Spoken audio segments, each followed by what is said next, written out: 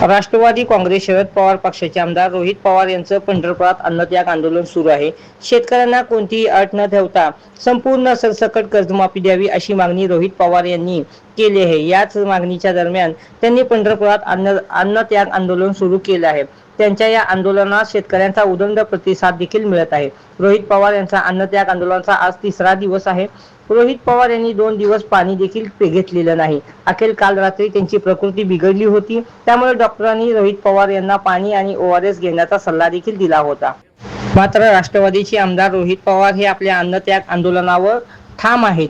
त्यामुळे राष्ट्रवादीचे आमदार रोहित पवार यांची प्रकृती खालावत चालली आहे।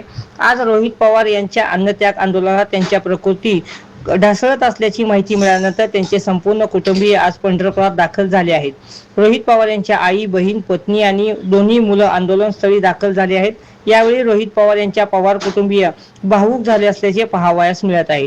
रोहित पवारांचे वडील राजेंद्र पवार हे 2 दिवसापासून आंदोलनस्थळी आहेत। ते मंचावर बसले नसले तरी ते देखील आंदोलनामध्ये सहभागी असल्याचे दिसून येत आहे। रोहित पवार यांच्या पत्नी, मुलं देखील या ठिकाणी भावूक झाले असल्याचे पाहावयास मिळत आहे। राज्यातील शेतकऱ्यांना सरसकट कर्जमाफी मिळावी या मागणीकरिता रोहित पवार यांचे गेल्या 2 दिवसापासून पंढरपुरामध्ये अन्नत्याग आंदोलन चालू आहे। रोहित पवार यांच्या या अन्नत्याग आंदोलनाला संपूर्ण राज्यभरातून शेतकऱ्यांचा मोठा प्रतिसाद मिळत असल्याचे पाहावयास मिळत आहे। रोहित पवार यांच्या अन्नत्याग आंदोलनामुळे रोहित पवार यांची प्रकृती खालावत चालल्यामुळे पवार कुटुंबियांनी चिंता व्यक्त केली आहे।